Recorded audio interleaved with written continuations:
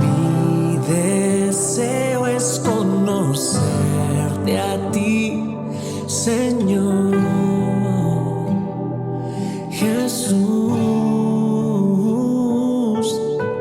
Mi deseo es conocerte a ti, Señor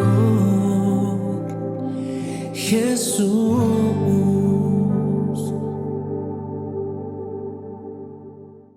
Hola, ¿qué tal? Qué gozo, qué bendición poder saludarte en una edición más de tu devocional, Tu Tiempo con Dios.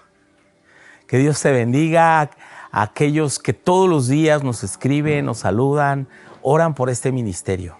Te invito a que lo compartas con otros y por favor adquiere tu TCD impreso en tu país. Si tienes alguna duda, consulta la página www.duranolatino.org. Ahí también lo puedes adquirir de manera digital.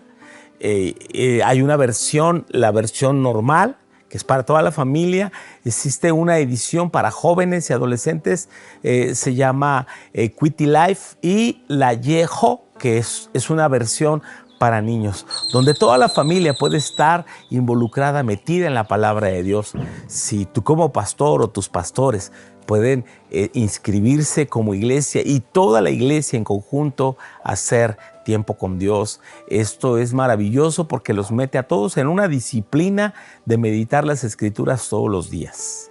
En este mes estaremos estudiando primero a los Corintios, capítulos 1 al 13.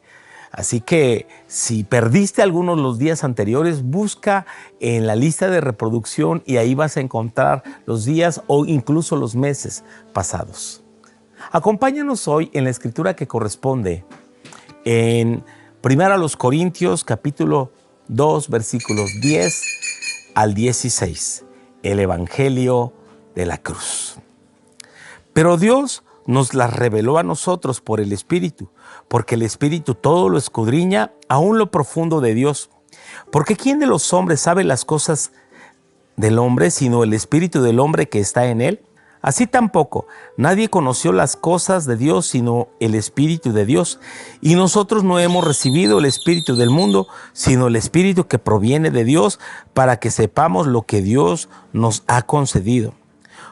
Lo cual también hablamos, no con palabras enseñadas por sabiduría humana, sino con las que enseña el Espíritu, acomodando lo espiritual a lo espiritual.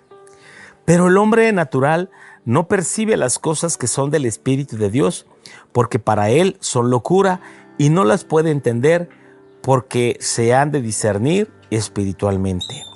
En cambio, el espiritual juzga todas las cosas, pero él no es juzgado de nadie. Porque ¿quién conoció la mente del Señor? ¿Quién le instruirá? Mas nosotros tenemos la mente de Cristo. El Evangelio de la cruz.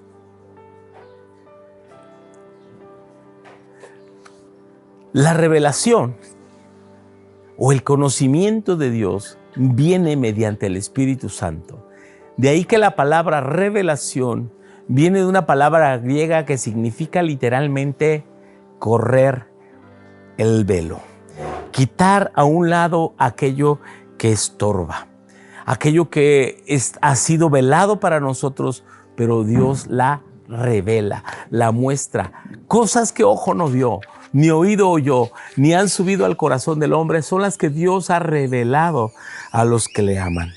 Y esa revelación viene solo por el Espíritu Santo, que es aquel que escudriña lo más profundo de Dios y por supuesto escudriña lo más profundo que hay en el corazón de los hombres.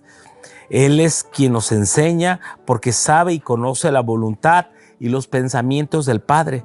Sabe el misterio de la voluntad de Dios y nos revela la sabiduría celestial, que es la verdad del Evangelio. Y esto está perfeccionada en la cruz de Cristo. Así que nosotros no hemos recibido el espíritu de este mundo, sino el espíritu que proviene de Dios, el Espíritu Santo que vino desde el cielo y ahora mora en nosotros desde el día de nuestra conversión. Y Él, el Espíritu Santo, nos enseña todo aquello que Dios nos ha concedido. Así que cuando un creyente no tiene una comunión con Dios o con el Espíritu Santo, permanece atrapado en un desierto de ignorancia, de soledad, y no puede crecer y no puede madurar y permanece como niño. Ese es el argumento que Pablo está desarrollando para mostrar la inmadurez en la que vive la iglesia de Corinto. Una iglesia que, aunque ya deberían ser maestros, ahora son niños, y en lugar de darles de comer alimento sólido, les está hablando de cosas básicas. Y sabes, algo básico es la comunión con Dios. Es algo que nosotros no podemos descuidar. Es algo que el creyente no debe hacer a un lado ni tratar de depender de sus propias fuerzas, sino de esa sabiduría que viene de Dios. Así que el Espíritu Santo nos impulsa a anunciar del Padre, las obras del Padre, y nos enseña aún aquellas cosas más profundas de su corazón. Para comprender la gracia y la voluntad de Dios, es necesario depender completamente, enteramente del Espíritu Santo. En cambio, muestra Pablo el contraste entre el hombre espiritual con el hombre espiritual. El hombre natural se refiere, la versión antigua traducía el hombre animal. Aquel que no ha sido regenerado, aquel que no ha sido transformado ni ha recibido a Cristo, y por ende pues no tiene al Espíritu Santo. Por lo tanto, este hombre natural es tan diferente al hombre espiritual que ha sido regenerado y ahora conoce las cosas de Dios. Ha sido santificado, justificado y redimido por la obra de Dios y su Espíritu Santo en él. Y ahora él puede comprender. Y hay un abismo entre el hombre natural y el hombre espiritual. Por eso el hombre natural no puede entender las cosas que son del Espíritu.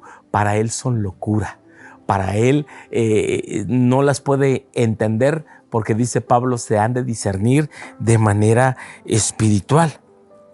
Y por eso el que ha entendido el Evangelio por la obra del Espíritu Santo conoce el corazón de Dios, y nosotros conocemos el corazón del Señor. Por tanto, andamos, dice Pablo, con mansedumbre y con humildad, esforzándonos en la evangelización, esforzándonos por vivir para Dios y en la salvación de las almas. No descuides aquello que Dios te ha llamado a hacer. Algunos estudiosos dividen entre el hombre natural, el hombre espiritual, y hablan del cristiano carnal.